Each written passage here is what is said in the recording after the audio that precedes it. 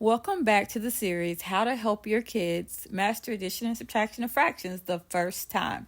This is part 2, and we're going to continue to think about how we change one denominator and help kids to make connections there before we go into changing both denominators. So this time we're going to be focusing on making those connections through questioning. We're going to jump right on into our real world problem to help kids to make sense. Brandon ate 2/3 of a foot-long sandwich, and Gabriel ate 5/6 of a foot-long sandwich. How many sandwiches did they eat together? Well, we're going to do an estimation because we want to know when we get to the end if our solution is reasonable. So Gabriel ate about 5/6. Well, he ate 5/6, and that's about a whole sandwich. And Brandon ate 2/3, which is also about a whole sandwich. So we know that they're going to eat between 1 and 2 sandwiches. And when doing these estimations, I would start with those whole numbers and then move into those benchmark fractions like a half, a fourth, and then 3/4.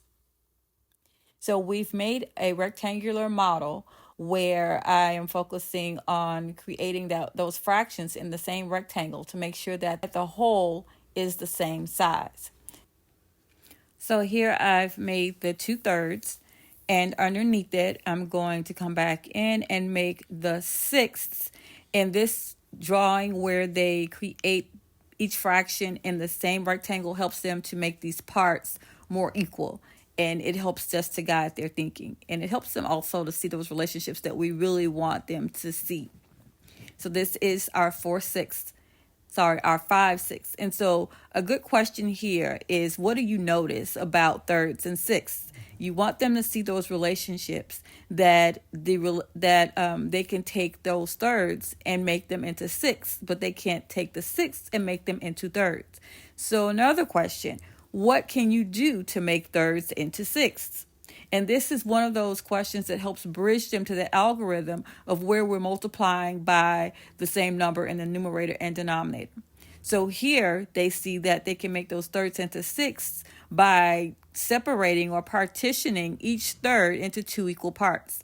And so they end up with, instead of 2/3, now we have 4/6, where we have 2 parts for every third. That's what that means. And that gives us twice as many parts in the whole. So these questions and these relationships are so important for kids to get because they have to be able to make these connections when there is not a drawing and it's too difficult to create a drawing. So the 4/6 plus the 5/6, it gives them 9/6, and they understand why it is that 9/6 is the sum. They can verify it by counting these pieces, or they can add these pieces together. So it's the same level of thinking. But more than any of that, we want the kids to be able to apply that knowledge when the fractions are too difficult to draw and when they aren't given a representation. And they can check with estimation to determine if their solutions are reasonable. And this solution that we have is reasonable. So we get 1 3/6, which is 1.5 sandwiches. If you found this video helpful, don't forget to get your copy of Fractions Made Easy, a helpful resource that provides a list of support videos with pictorial representations to help you get your kids to where you want them to be.